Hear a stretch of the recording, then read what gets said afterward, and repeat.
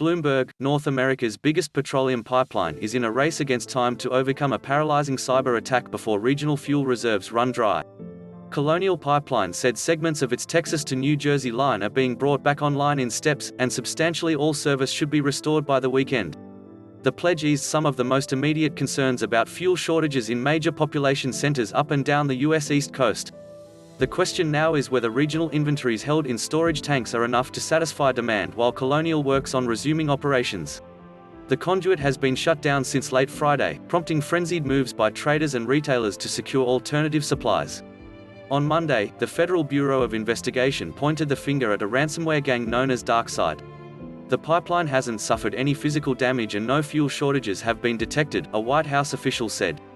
Colonial Chief Executive Officer Joe Blount and a top lieutenant assured Deputy Energy Secretary David Turk and state-level officials on Monday that the company has complete operational control of the pipeline and won't restart shipments until the ransomware has been neutralized.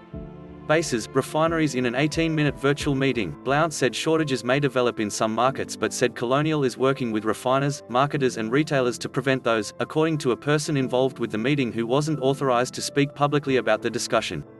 The pipeline serves 90 U.S. military installations and 26 oil refineries, the person said. Meanwhile, President Joe Biden said Russia has some responsibility to address the attack. Emergency shipments of gasoline and diesel from Texas already are on the way to Atlanta and other southeast cities via trucks, and at least one Gulf Coast refinery began trimming output amid expectations that supplies will begin backing up in the nation's oil refining nexus. Airlines flying out of Philadelphia International Airport are burning through jet fuel reserves and will need to locate new supplies soon, a spokeswoman said. Read, how a key U.S. pipeline got knocked out by hackers. QuickTakeGovernment officials haven't advised Colonial on whether it ought to pay the ransom, Deputy National Security Advisor for Cyber and Emerging Technologies Neuberger said during a briefing.